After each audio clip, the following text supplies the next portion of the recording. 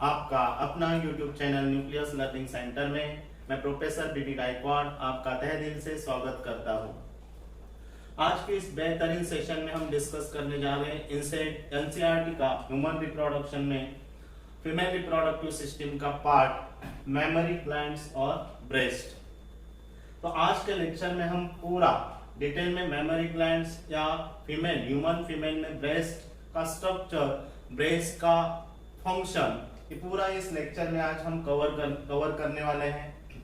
तो human females में memory glands या ब्रेस्ट का रोल क्या होता है, मेमोरी ग्लैंड्स का इंपॉर्टेंस क्या है इन कंपैरिजन। अगर हम देखें तो मेल में मेमोरी ग्लैंड्स प्रेजेंट होते हैं but they are not very well developed. Male में मेमोरी ग्लैंड का डेवलपमेंट नहीं है, they are present but they are not developed. So male में मेमोरी ग्लैंड जो होते हैं, मेमोरी ग्लैंड्स नॉन फंक्शनल है या जिसे हम वेस्टिजियल भी बोल सकते हैं। But in case of female अगर हम देखते हैं तो फीमेल में प्यूबर्टी टाइम पे ब्रेस्ट डेवलपमेंट हो जाती है या मेमोरी ग्लैंड की डेवलपमेंट हो जाती है under the influence of the sex hormones such as progesterone and the oestrogen.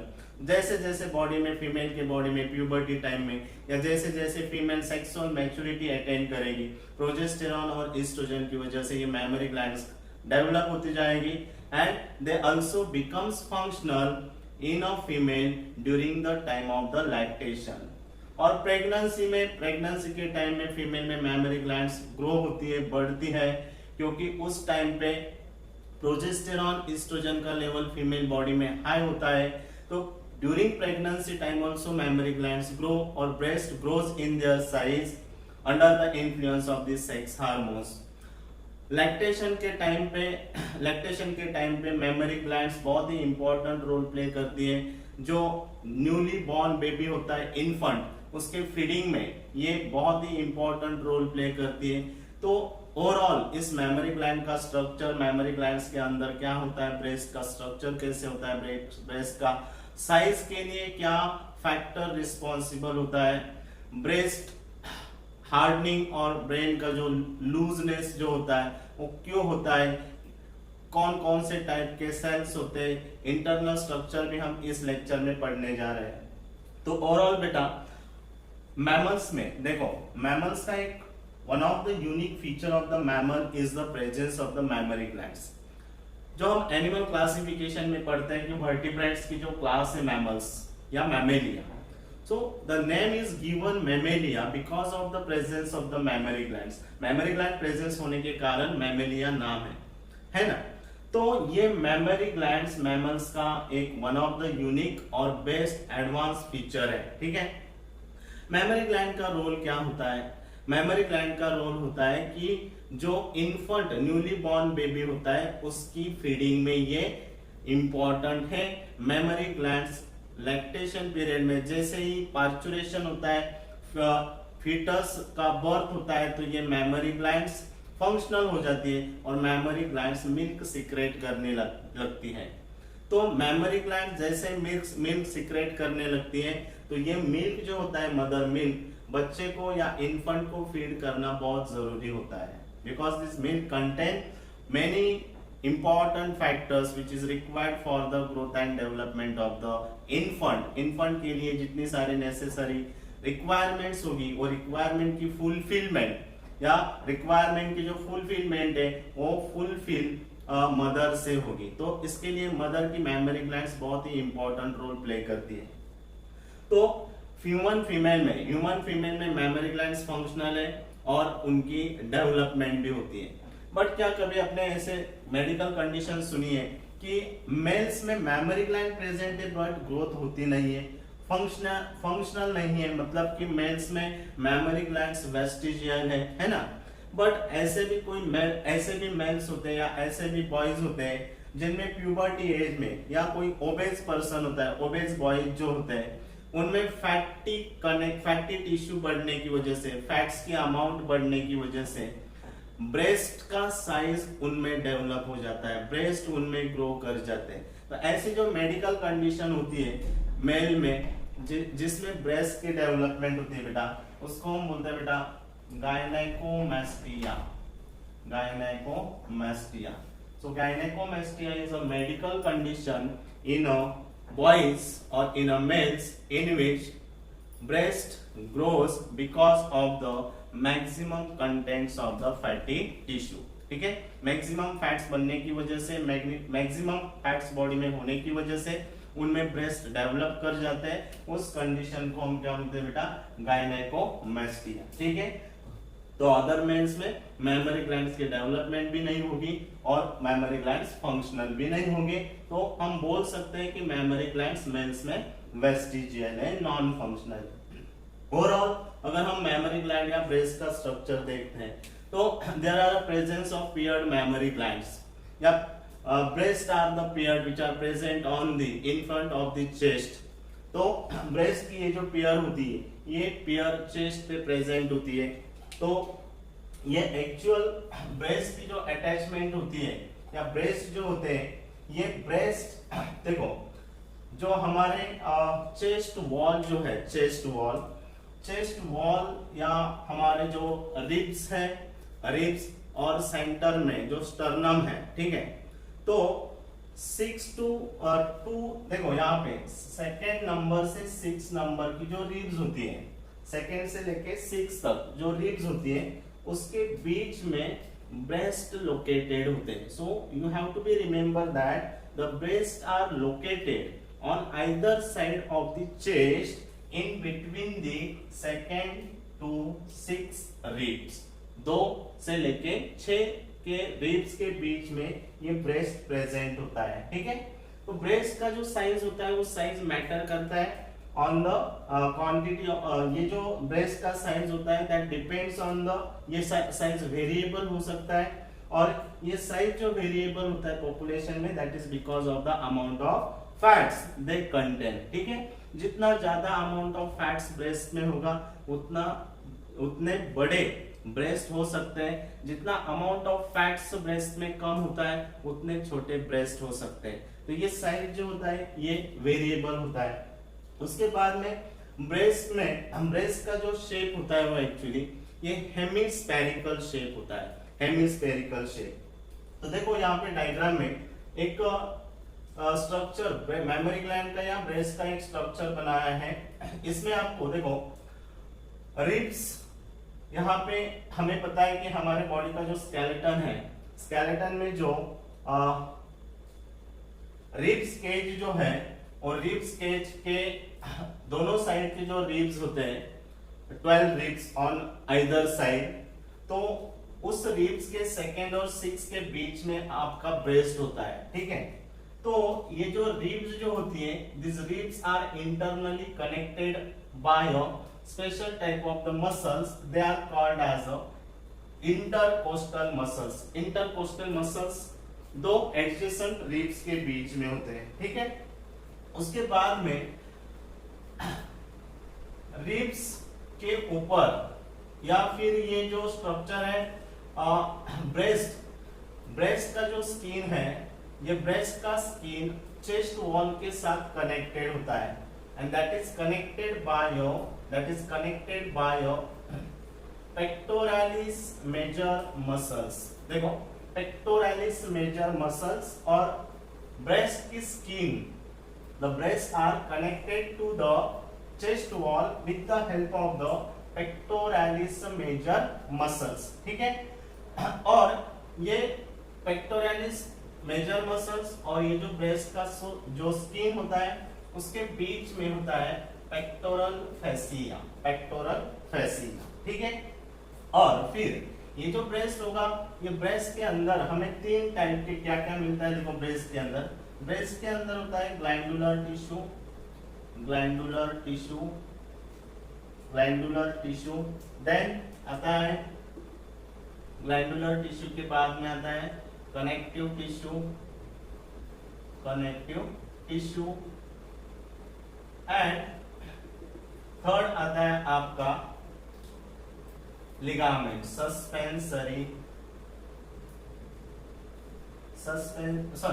Glandular tissue, connective tissue and the fatty tissue.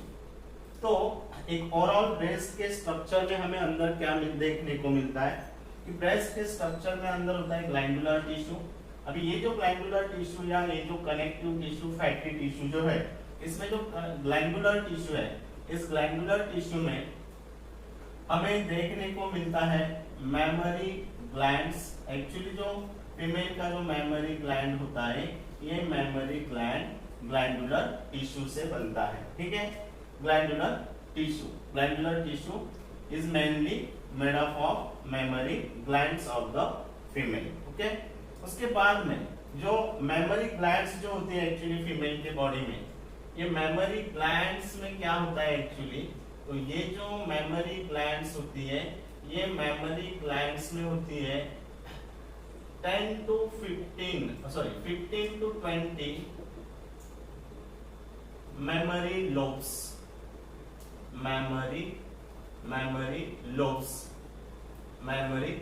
देखो डायग्राम में ये जो ब्लू वाला जो पार्ट है, these are the memory lobes.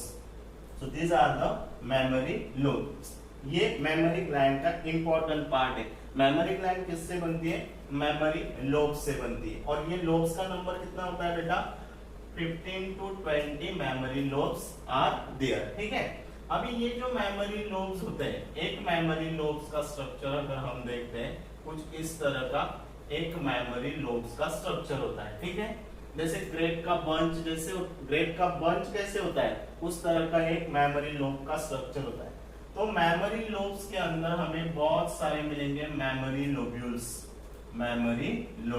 ठीक है, तो ये जो बंच बनेगा, जैसे ग्रेप का बंच कैसे बनता है, हर एक ग्रेप से बनता है ना, तो उसी तरह यहाँ पे ये जो मेमोरी का लोब बनेगा, ये मेमोरी का लोब बनेगा मेमोरी लोब्यूल से। ठीक है, memory lobules.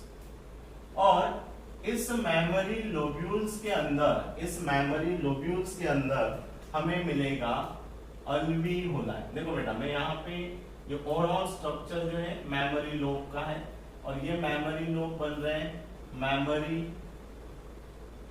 Memory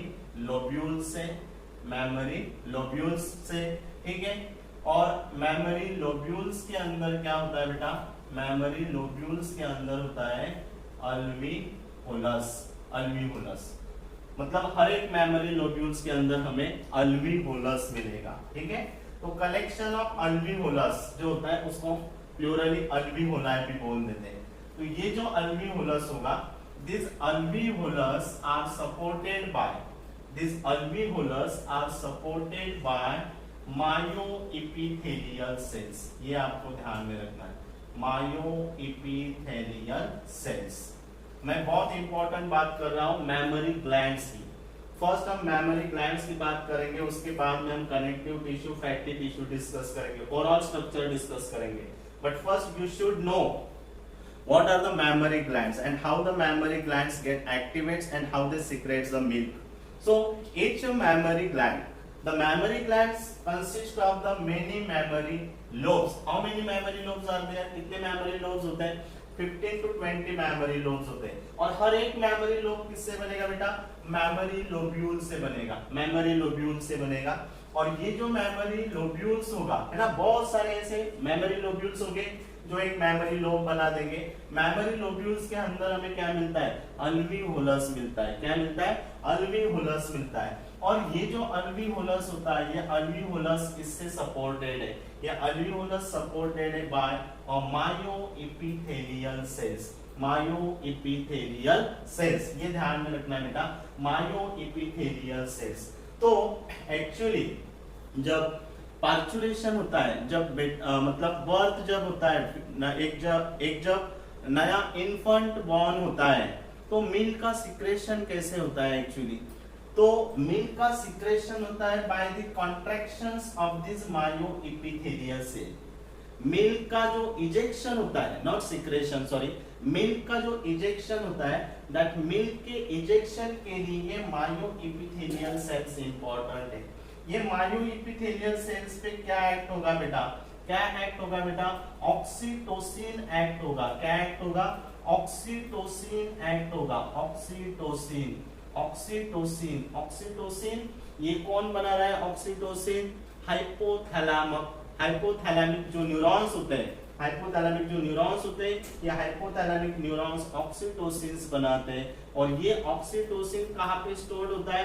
posterior lobe जो होता है, जिसे हम न्यूरो हाइपोफाइसिस बोलते हैं। तो इस पोस्टेरियर लोब में या न्यूरो हाइपोफाइसिस में ऑक्सीटोसिन स्टोर्ड होता है। और जब ऑक्सीटोसिन की बॉडी में जरूरत होती है तो ऑक्सीटोसिन पिट्यूटरी रिलीज कर देती है, पोस्टेरियर लोब से ये रिलीज हो जाता है, ब्लड में रिलीज हो जाता है और ब्लड के थ्रू सर्कुलेट हो जाता है। और ये ब्लड के थ्रू सर्कुलेशन में कहाँ पे आएगा?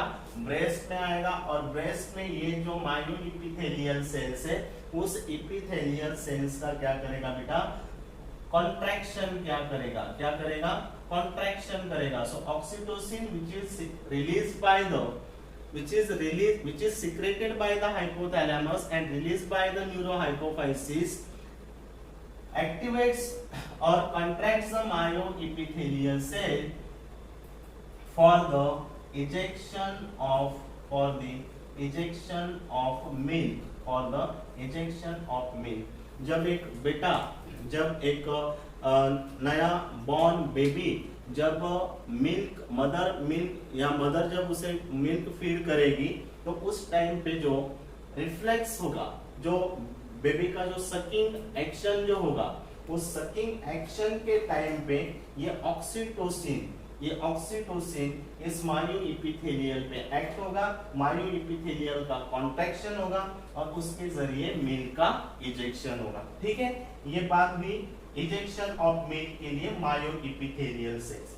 बट एक्चुअली ये जो अल्वीओलस जो होता है, ये अल्वीओलस मिल्क सिक्रेट करता है। ठीक है, तो मिल्क सिक्रेशन के लिए क्या जरूरी होता है? पीपीएल आपने हार्मोन सुना होगा, पीपीएल हार्मोन, प्रोलैक्टिन हार्मोन को हम मेमोट्रोपिन हार्मोन्स भी बोलते हैं। तो ये प्रोलैक्टिन हार्मोन जो होता है, ये प्रोलैक्टिन हार्मोन कौन बनाता है बेटा?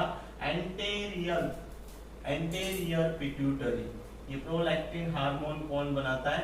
एंटेरियर पिट्यूटरी ये प्रोलैक्टिन हार्मोन बनाती है। और प्रोलैक्टिन हार्मोन अल्वीओलाई को स्टिमुलेट कर देता है और ये अल्वीओलाई मिल्क सिक्रेट करते हैं और उसको इजेक्ट करने का काम जो होता है वो ऑक्सीटोसिन का होता है।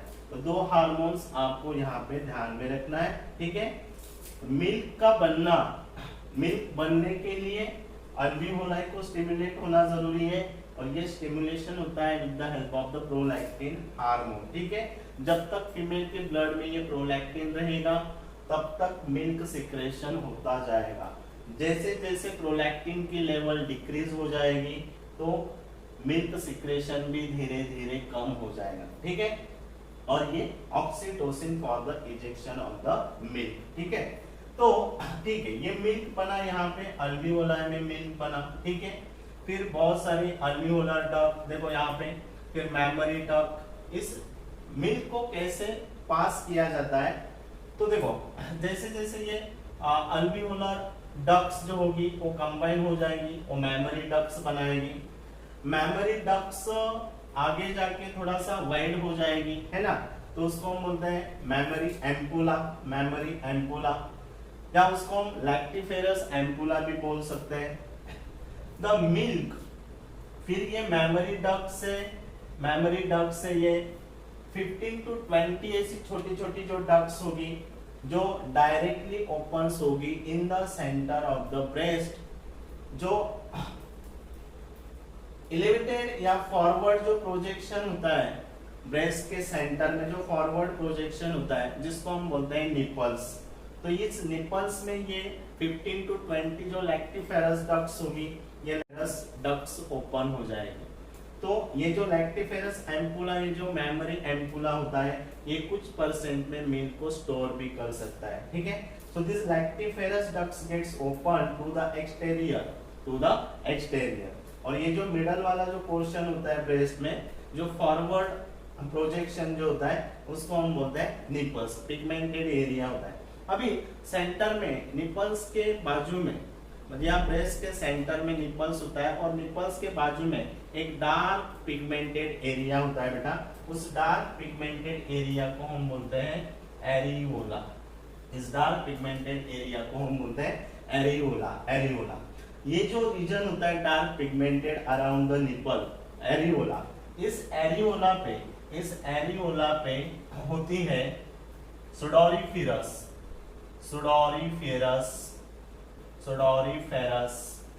ग्लैंड्स। सुडोरीफेरस ग्लैंड होती है, सॉरी इसमें होती है बेटा एरियोला पे होती है sebaceous glands. So the dark pigmented area which is called as the areola, इस areola पे होगी sebaceous glands, और ये sebaceous gland यहाँ पे क्या बना देगी, ये sebaceous gland यहाँ पे बना देगी सेबम एक oil like substance, oily substance बनाती है sebaceous gland, जिसे हम बोलते हैं सेबम। और ये ऑयल जो होता है, ये ऑयल क्या काम करता है, तो नेपल को क्रैक होने से बचाता है कौन, ऑयल, जो सिक्रेशन है किसका, sebaceous gland. So the secretion of sebaceous gland prevents the breaking and cracking of the nipples, ठीक है। और ये जो सेबासियस ग्लैंड जो होती है, ये सेबासियस ग्लैंड्स प्रेगनेंसी के टाइम पे या during the period of the gestation, ये सेबासियस ग्लैंड एरियोला रीजन पे बढ़ जाती है, इनका नंबर इंक्रीज हो जाता है ताकि निपल क्रैक ना हो, ब्रेक ना हो, ठीक है। उसके बाद में और एक चीज हमें बहुत इंटरेस्टिंग लगती है कि ये जो मेमोरी ग्लैंड्स होती है, ये मेमोरी ग्लैंड्स एक्चुअली क्या है, mammary glands are the modified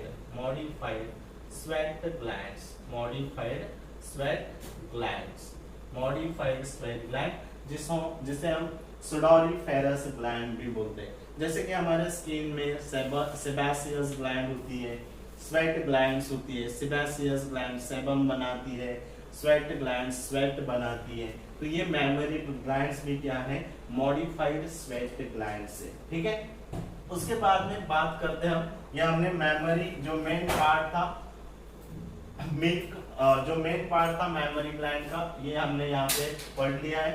अभी सबसे एक इम्पोर्टेंट बात आती है कि इसमें कनेक्टिव टिश्यू, देखो बेटा, ये जो ब्रेस्ट का जो स्किन होता है, ये स्किन चेस्ट वॉल के साथ कनेक्टेड है with the help of the pectoralis major muscle, और स्किन और पेक्टोरालिस मेजर मसल के बीच में होता है पेक्टोरल फेसिया। उसके बाद में अभी overall breast, internally overall breast में जो मेमोरी टिश्यू है, एंडोक्राइन ग्लैंड जो है, या जो ग्लैंडुलर टिश्यू है, जो फैटी टिश्यू है, उस ओवरऑल ब्रेन के लिए एक सपोर्टिंग की जरूरत, ब्रेस्ट के लिए एक सपोर्टिंग की जरूरत होती है। और ये सपोर्टिंग जो स्ट्रक्चर होता है ब्रेस्ट के अंदर, जिसकी वजह से ब्रेस्ट का हार्डनेस ज्यादा होता है, मतलब ब्रेस्ट ज्यादा लूज नहीं होते, वो उसकी वजह है सस्पेंसरी लिगामेंट्स। तो ब्रेस्ट के अंदर सस्पेंसरी लिगामेंट्स होते हैं, जिसको टेक्निकली हम बेटा ऊपर्स लिगामेंट्स भी बोल देते हैं। ऊपर्स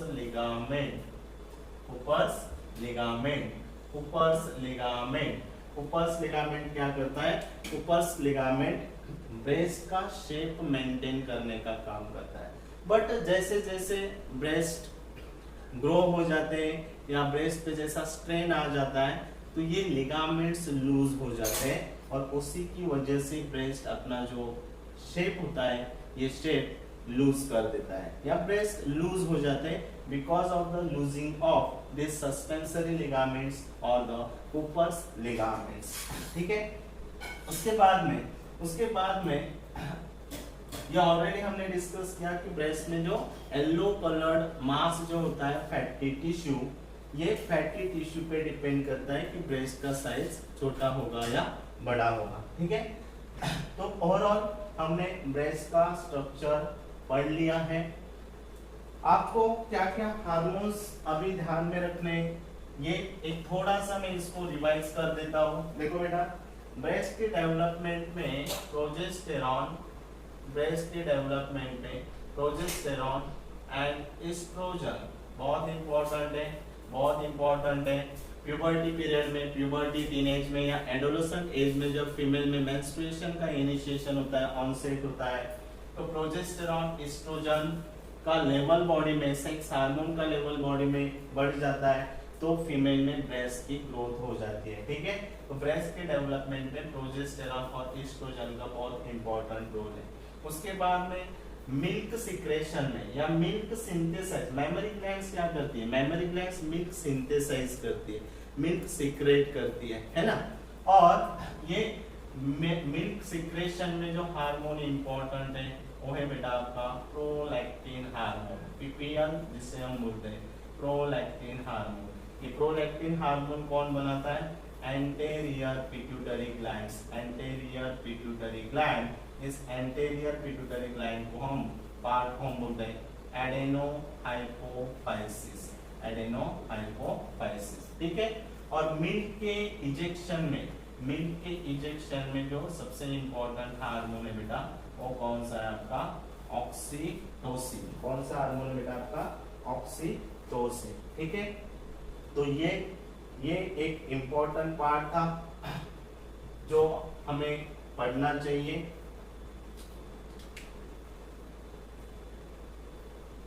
आई होप ब्रेस्ट का स्ट्रक्चर, मैमरी ग्लैंड का स्ट्रक्चर आप सभी को समझ में आया होगा। Thank you.